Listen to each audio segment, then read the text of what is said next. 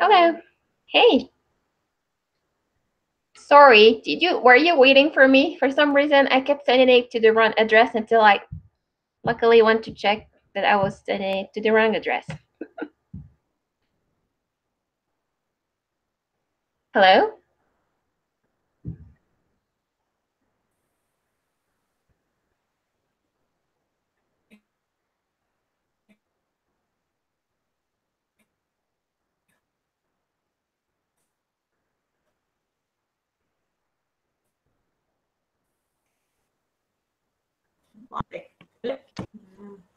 Can you hear me?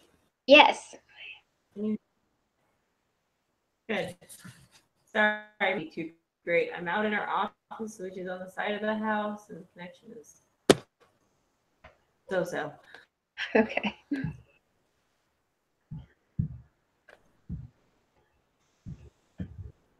Okay. All right.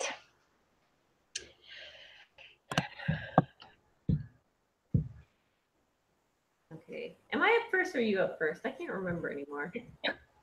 I was first. Yeah, I got the three first questions for this week. So, okay. So list the major components of blood and describe their functions.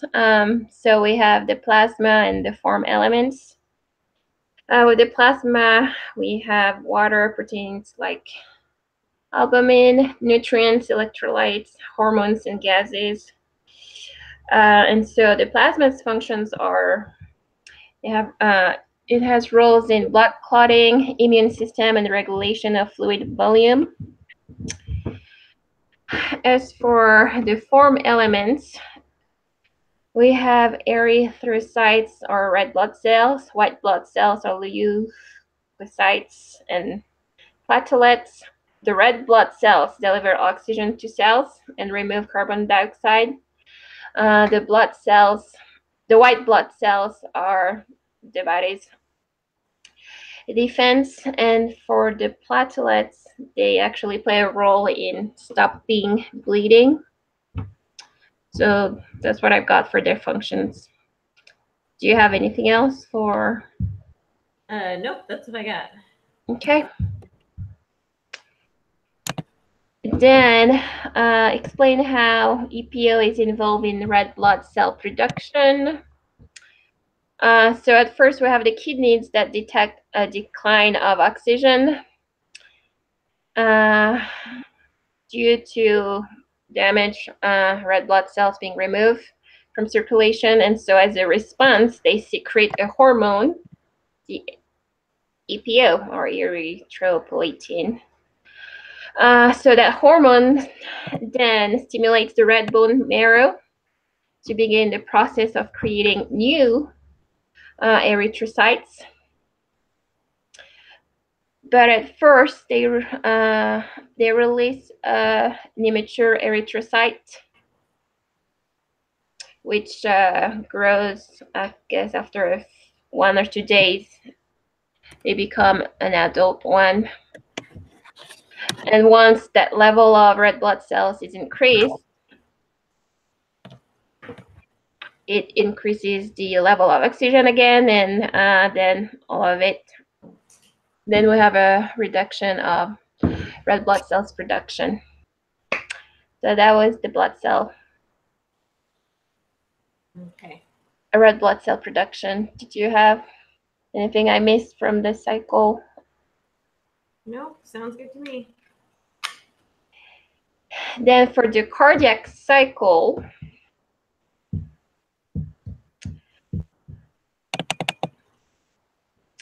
which is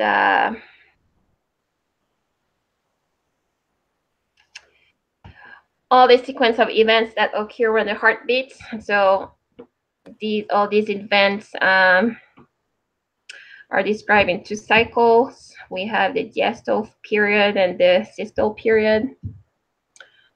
During the first diastole period, we have the atria and ventricles that are relaxed, and so we have those atrioventricular valves that are open, and so the oxygen is depleted, returns to the heart,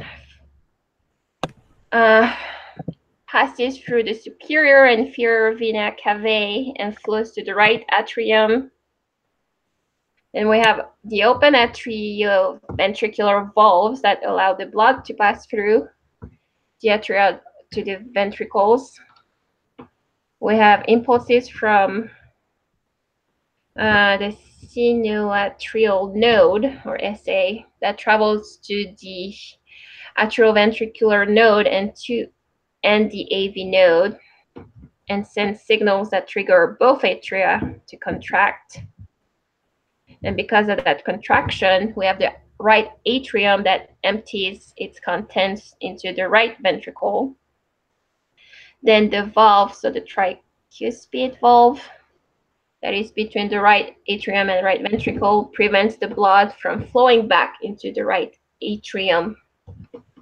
So that's part of the diastole period. Then at the beginning of the first systole period, we have the right ventricle that is filled with blood that passes on from the right atrium. Then the ventricles receive impulses from fiber branches, and they carry them to the ventricles and they cause them to contract. At the same time, we have the atrioventricular valves that are closed and the semilunar valves that open. The ventricular contraction causes the oxygen-depleted blood from the right ventricle to be pumped to the pulmonary artery. And then we have that pulmonary valve that prevents blood from flowing back into the right ventricle. Then we have the pulmonary artery that carries, again, oxygen-depleted blood along. We have the pulmonary circuit to the lungs. And blood is picked up, blood picks up oxygen and is returned to the left atrium of the heart. And that is through the pulmonary veins.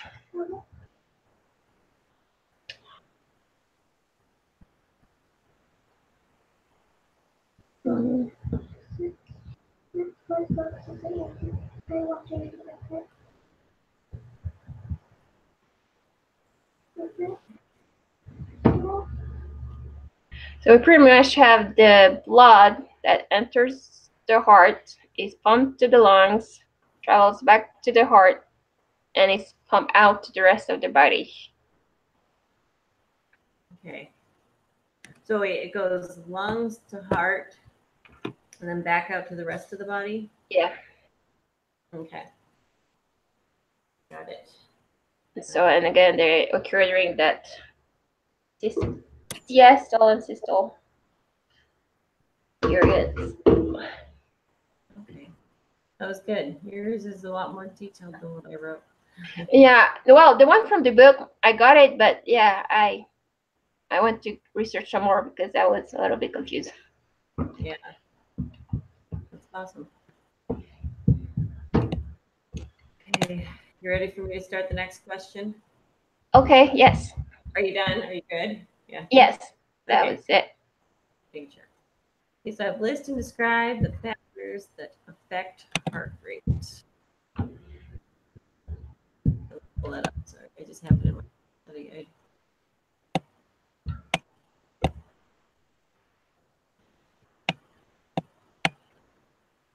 Where did that go? Okay.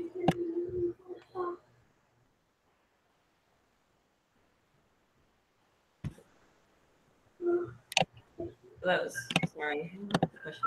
Okay, so the factors that affect heart rate. That's like half of one of the questions. Okay. That's question 6 for that chapter. Question 6 is actually talking about cardiac output as a whole. And there are two things that affect it, which is the amount of blood that the heart pumps, the stroke volume. Mm-hmm. Sorry. Okay, so there are two factors that affect cardiac output. Okay, so there's the change in the heart rate, and then there's, change in the stroke volume. Okay, I got it now. So heart rate, I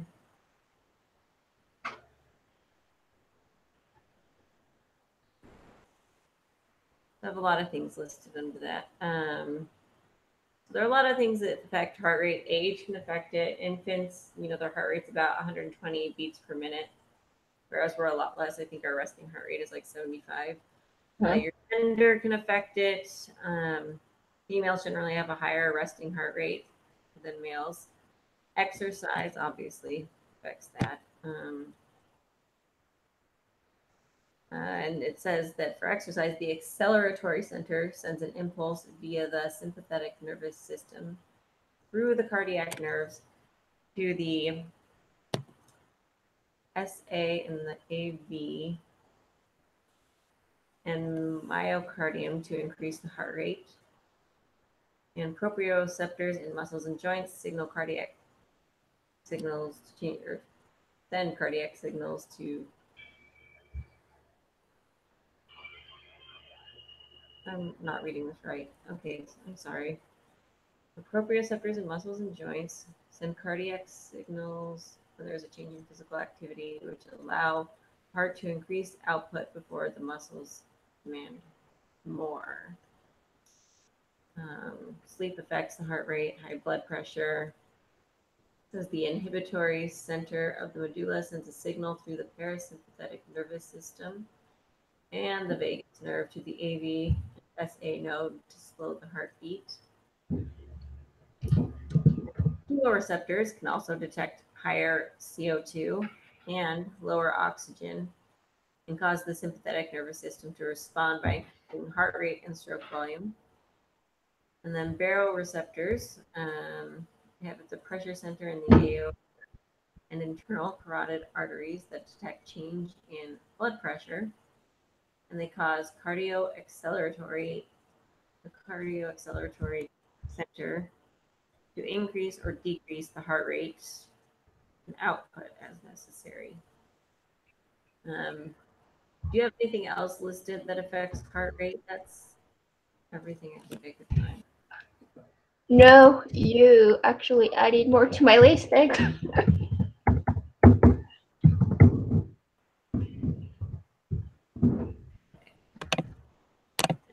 let's see.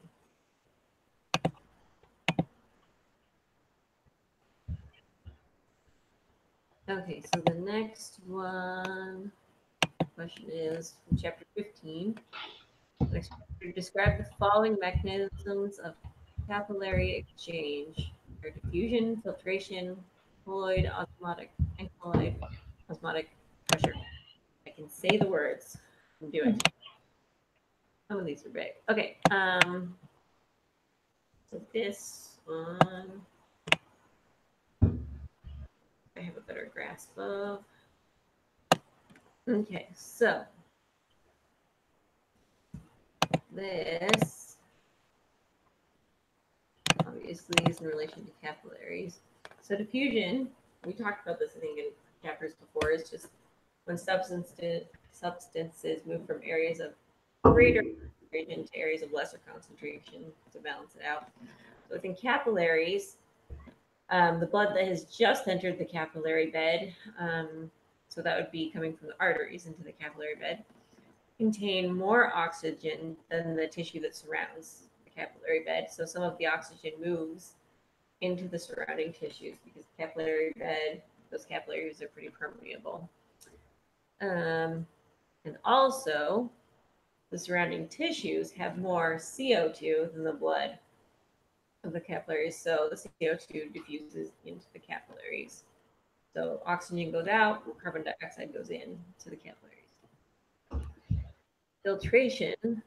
This is another method of capillary exchange. This occurs on the arterial side. Oh, you know what? For diffusion, I think I said that occurred on the arterial side. That's anywhere in the capillary bed. Filtration is the arterial side. Mm-hmm. Capillary. So in capillaries, filtration occurs when blood enters through the metarterial, that's right at the beginning of that, and plasma and dissolved nutrients are pushed through the capillary wall and into the fluid of the surrounding tissues due to the higher pressure within the capillary. And then colloid osmotic pressure kind of goes along with this, but it occurs down on the other side of the capillary bed near the veins, the venous side. Mm-hmm. Filtration, the pressure in the capillaries is a lot lower. So as the blood nears the veins, the protein in the blood exert colloid is osmotic pressure to pull cellular waste and tissue fluid into the capillaries. Push it out, pull it in. Do you have anything to add? Nope, we covered it all. Next is describe the neural and hormonal regulation of blood pressure. Okay, so neural. I have three things listed. There's the vasomotor center. And this is an area of the medulla that sends impulses via the autonomic nervous system to alter vessel diameter and thus blood pressure. And then I have baroreceptors that are found in the carotid sinus and aortic arch. And they detect changes in blood pressure and use the glosopharyngeal nerve and the vagus nerve to transmit signals to the cardiac control center and vasomotor center in the medulla. So the carotid sinus and the aortic arch, those are both part of the heart. And they send the signal to the cardiac control center. Okay. So basically what I got is that if blood pressure is high, the medulla increases its output of parasympathetic impulses and vasodilation occurs to lower the blood pressure. And if blood pressure is too low, the medulla will increase sympathetic output so that vasoconstriction will occur and increase blood pressure. Okay, and then for hormonal regulation of blood pressure, they listed a lot of hormones. So there's renin, I'm not sure if I'm saying it right, any of these, and then angiotensin 1 and 2 that basically cause vasoconstriction and water retention. And I think that's just, you pull water in so you increase blood volume, which increases blood pressure. And that is released by the kidneys. And then aldosterone also raises blood pressure by stimulating the kidneys to retain sodium, which in turn causes it to retain water and increase blood volume. And it is secreted by the adrenal medulla. Then I have ADH, secreted by the posterior pituitary gland when body water falls, and it promotes, again, vasoconstriction and water retention to raise blood pressure.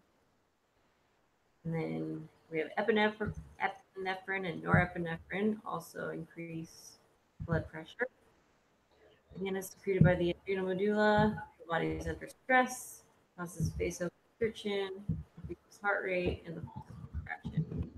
Those last two are just epinephrine. And then there is one hormone that decreases blood pressure, and that is the natriuretic peptide released by the heart's atria when high blood pressure stretches the walls of the heart, and it causes vasodilation, and it stimulates the kidneys to excrete sodium, and thus the water retention will be decreased. And that is what I've got. Anything to add? That was really long. No, you're right. That was a long list. Actually, those free chapters were a lot this week. Yeah. I have to remember all those. I'm going to need to study these chapters like twice every week, I think. I think you're right, because otherwise, by the time we get the exam, I tend to forget most of it too. So. Me too.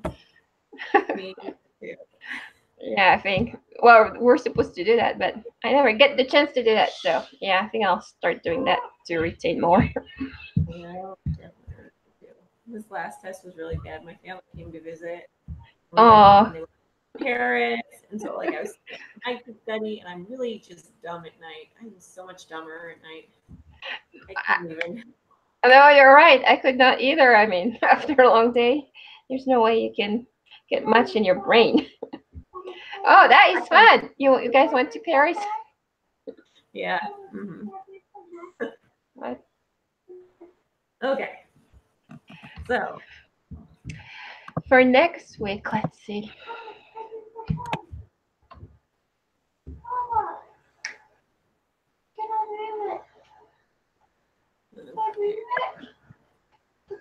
Am I? Hmm.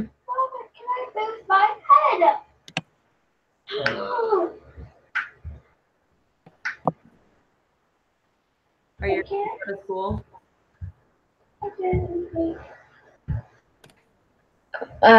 Let's see.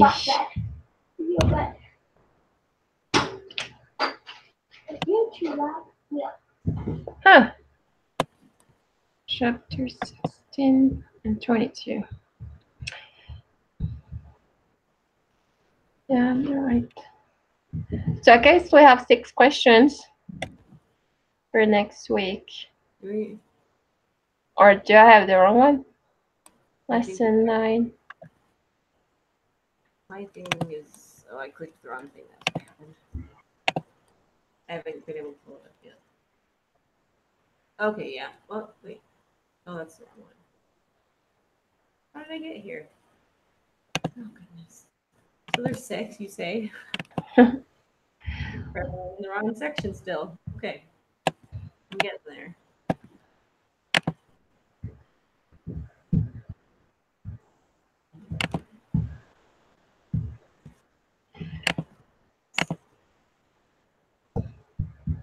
Okay, I see them. Wow. Chapter 16 has a lot more than 22. That's interesting. Mm-hmm. Okay. You want me to take the first 3 and you can take the last 3? Sure, we'll do that then. Oh, good. That's good. Did you do anything else this week, or are we good? I think we're good. I think we still have to do the memory thing that we never do. Which I didn't get to it anyways. I didn't get to the memory yet. So I think that's it for this week.